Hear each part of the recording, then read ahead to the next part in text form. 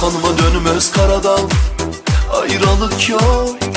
Buralarda benden başka vücudun kemek yok.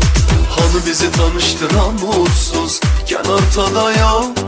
Bizde böyle aşkın şerbeti merhamet yok. Bir dedik geçinme aşk ettik, üçte çocuk istedik kavgadan vakit yok. Bir dedik geçinme aşk ettik, üçte çocuk istedik kavgadan vakit yok. Evde sıcacık yatak istemezsen koltukta rahat.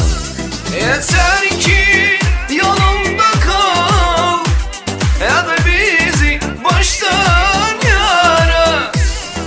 Evde sıcacık yatak istemezsen koltukta rahat. Yeter ki yanımda kal, ya da bizi baştan yara. Ya da bizi baştan yara.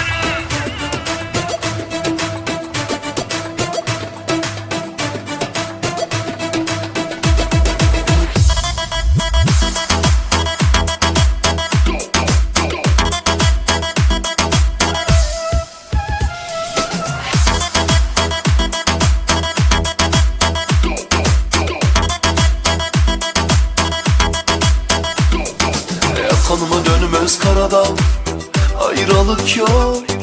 Buralarda benden başka vücudun kemek yok. Hani bizi tanıştıran mutsuz kenar ortada yok. Bizde böyle aşkın şerbeti merhamet yok. Bir dedik geçinme aşk ettik, üçte çocuk istedik kavgadan vakit yok. Bir dedik geçinme aşk ettik, üçte çocuk istedik kavgadan vakit yok. Evde sıcacık yatak